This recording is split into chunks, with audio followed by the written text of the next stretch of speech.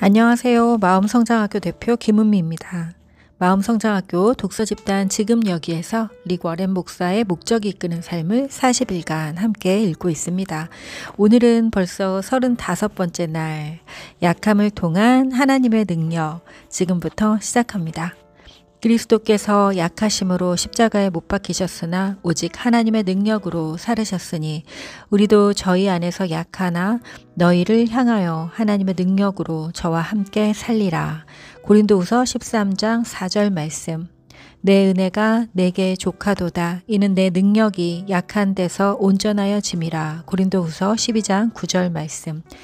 하나님은 약한 사람을 사용하기 좋아하신다.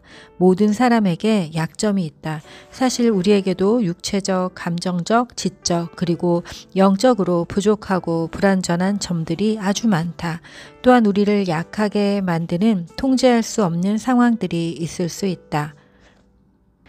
재정적인 한계나 인간관계에 있어서의 한계점들이 그것이다. 그러나 더 중요한 문제는 우리가 이러한 점들에 대해서 어떻게 반응하느냐 하는 것이다. 보통 우리는 약점들을 부인하고 방어하고 핑계를 대고 숨기고 약점을 가진 사실에 대해 원망한다.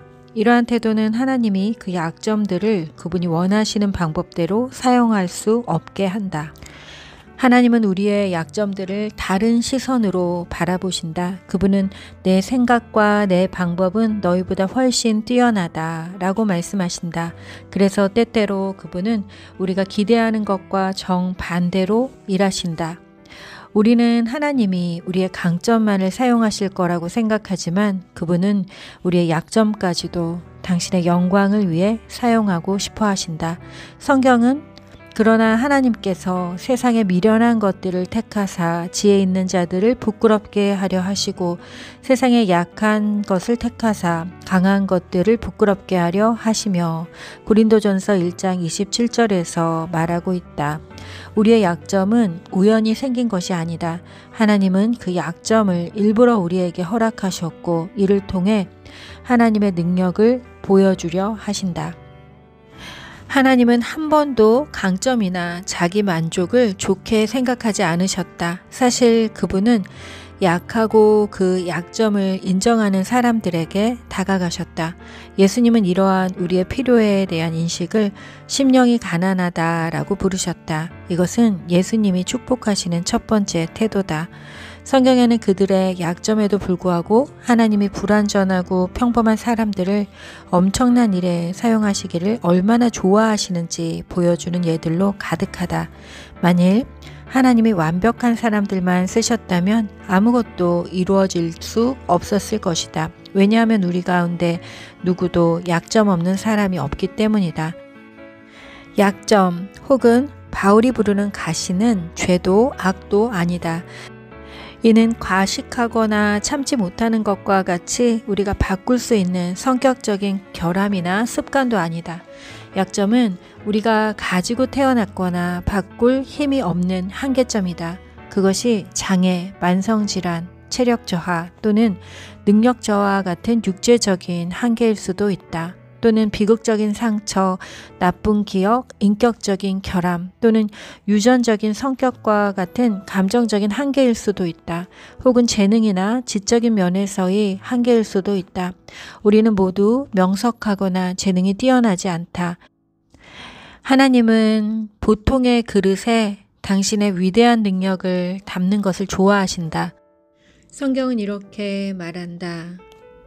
우리가 이 보배를 질그릇에 가졌으니 이는 능력의 심이 큰 것이 하나님께 있고 우리에게 있지 아니함을 알게 하려 함이라. 고린도후서 4장 7절 말씀. 도자기처럼 우리는 약하고 결점이 있으며 쉽게 깨진다. 하지만 우리가 하나님이 우리의 약점을 통해 일하시게 한다면 하나님은 분명 우리를 사용하실 것이다. 그런 일이 일어나기 위해서 우리는 바울의 모범을 따라야 한다.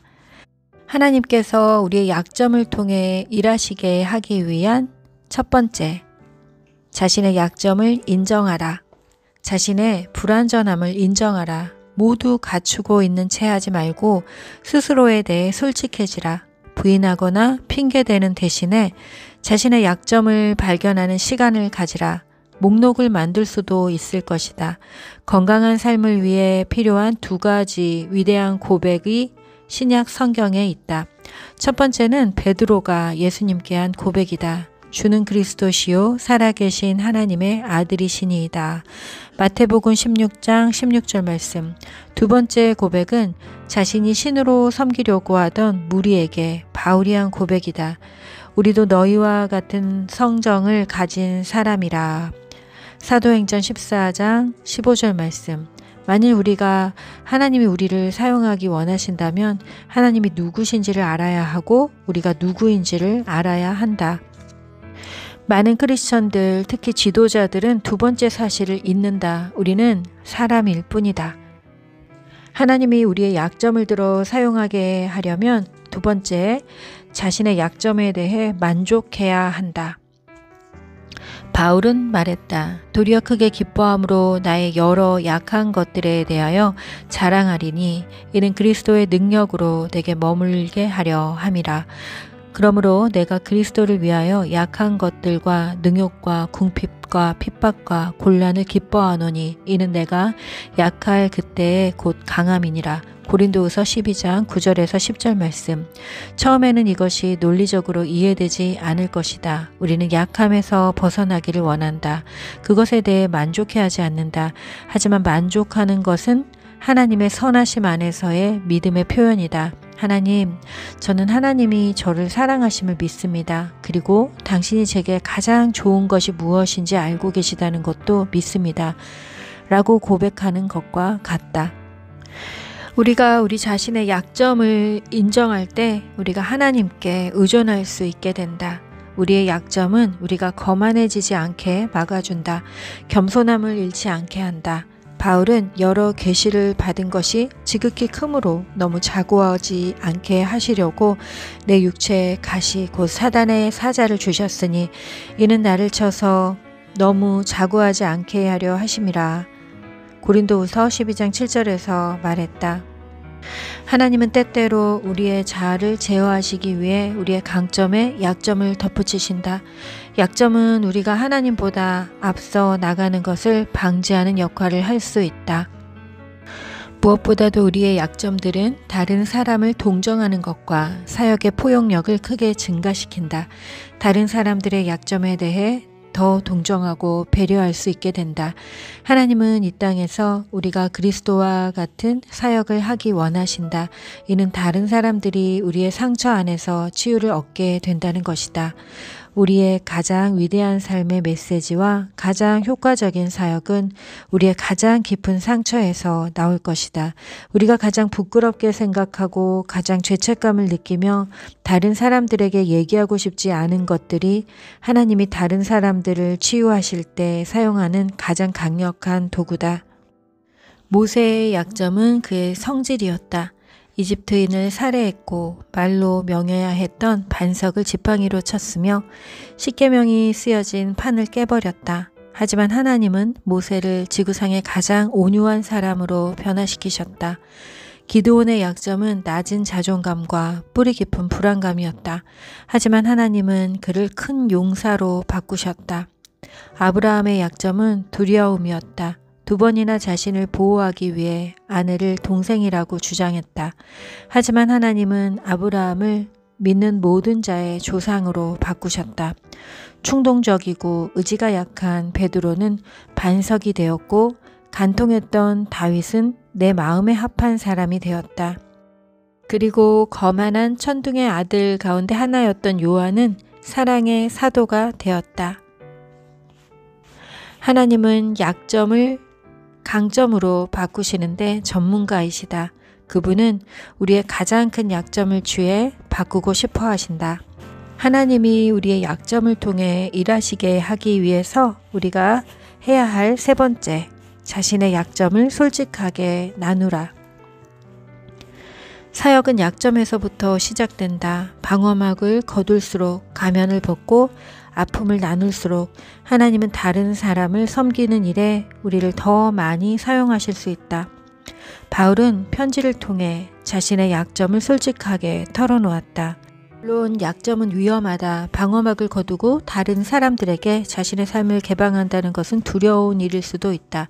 실패의 감정, 좌절, 그리고 두려움을 드러내면 다른 사람들에게 거부당할 수 있는 위험에 노출된다. 하지만 그것이 주는 유익함은 그러한 위기를 감수할 만한 가치가 있다. 약점은 감정적으로 자유로워지는 것이다. 모든 것을 드러냄으로써 스트레스를 해소하고 두려움을 없앨 수 있다. 또한 이는 자유로 가는 첫 단계이다. 우리는 이미 하나님께서 겸손한 자들에게 은혜를 베푸시는 것을 보았다. 하지만 많은 사람들은 겸손함에 대해 오해하고 있다. 겸손함이란 강점을 부인하고 자신을 비하하는 것이 아니라 우리의 약점들에 대해 솔직해지는 것이다. 정직하면 할수록 더 풍성한 하나님의 은혜를 맛보게 되고 또한 다른 사람들에게도 은혜를 받을 것이다. 약함은 사랑스러운 특성이다. 우리는 겸손한 사람들에게 끌리게 되어 있다. 거만함은 사람들을 주변으로부터 몰아내지만 정직함은 사람들을 끌어들인다. 그리고 약함은 친절함으로 가는 길이다. 완벽한 채 하지 말고 정직해야 한다. 하나님이 우리의 약점을 통해 일하시게 하기 위해 우리가 해야 할 네 번째, 자신의 약점을 자랑스럽게 여기라. 바울은 말했다. 나는 내가 얼마나 약한지 그리고 나의 약함을 그의 영광을 위해 사용하시는 하나님이 얼마나 위대하신지에 대해서만 자랑할 것이다. 고린도후서 12장 5절 말씀. 자신감이 있고 완강해 보이는 태도를 취하는 대신 스스로를 은혜의 트로피로 생각하라. 사탄이 우리의 약점을 지적할 때 그것에 동의하고 우리의 모든 약점을 이해하시는 예수님과 우리의 약함을 도우시는 성령을 온 마음으로 찬양하라. 하지만 때로는 하나님이 우리를 더욱 크게 사용하시기 위해 강점을 약점으로 바꾸시기도 한다. 야곱은 평생 일을 꾸미고 그 결과로부터 도망다니는 삶을 살았다. 어느 날 밤 그는 하나님과 싸우다가 이렇게 말했다. 당신이 나를 축복하시기 전에는 놓지 않을 것입니다. 하나님은 알았다 라고 대답하셨다. 하지만 야곱의 허벅지를 잡고 그의 골반뼈를 탈골시키셨다. 골반뼈의 중요성은 무엇인가?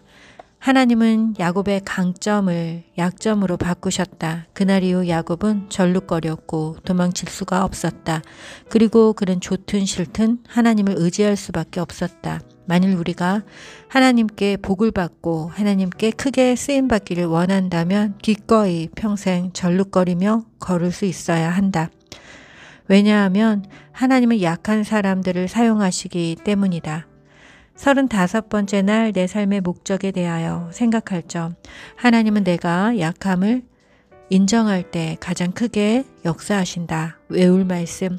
내 은혜가 내게 족하다. 이는 내 능력이 약한 데서 온전하여 짐이라. 고린도후서 12장 9절 말씀. 삶으로 떠나는 질문. 나는 약점을 숨기려고 하면서 내 삶에서 하나님의 능력을 제한하고 있지 않은가? 다른 사람을 돕기 위해 내가 정직해져야 하는 부분은 무엇인가? 오늘 내용을 통해서 우리가 반드시 알아야 할 것은 우리가 완전한 존재가 아니라는 것입니다. 우리가 아무리 노력해도 우리는 완전할 수 없고 그러기에 우리는 완벽한 채 하지 말고 정직함으로 기꺼이 하나님께 의지하는 삶을 살아갈 때 하나님 우리의 약함을 들어서 가장 크고 보배로운 자로 사용하신다라는 그런 말씀입니다. 자, 여러분의 삶에서 가장 약하다고 생각하는 부분이 어떤 것인가요? 그래서 다른 사람들에게 숨기고 또 스스로의 능력을 제한하고 하나님의 능력을 제한하고 있는 부분이 있다면 그것은 어떤 부분일까요? 하나님은 선하시고 우리에게 가장 좋은 것들을 분별하여 주시는 분이십니다. 비록 쩔뚝거리며 평생을 살아갈지라도 그것이 나에게 유익하기에 허락하신 것이라는 믿음, 그 믿음 아래서 우리의 가장 약함을 들어 세상을 섬기고 그리고 하나님의 귀한 보물이 되어 살아가시기를 축복합니다. 자, 오늘 내용 여기까지고요. 여러분 평안하세요. 샬롬.